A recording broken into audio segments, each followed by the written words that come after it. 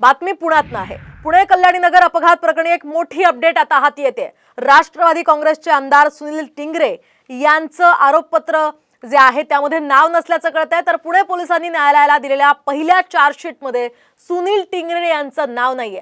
पुण्यातल्या कल्याणी नगर अपघातातील अल्पवयीन आरोपीचे वडील, आई यासह ससून रुग्णालयातील डॉक्टरांचे चार्जशीटमध्ये नाव आहे, मात्र सुनील टिंगरे यांचं यामध्ये नाव नाहीये। कल्याणी नगर अपघाताप्रकरणी 50 साक्षीदारांचे जबाब सुद्धा आतापर्यंत नोंदवले गेलेले आहेत। तर या आमदारानं त्या ठिकाणी मुलाला सोडण्यासाठी पोलिसांवर दबाव आणण्याचा प्रयत्न केल्याचा सुद्धा त्यांच्यावर आरोप होता आणि या प्रकरणामध्ये आमदाराचं नाव नसल्यामुळे आता मोठी खळबळ माजली आहे। या संदर्भात आपण अधिक माहिती जाणून घेऊयात आमचे प्रतिनिधी अक्षय बडवे यांच्याकडून। अक्षय, काय अधिकचे अपडेट्स या संदर्भात?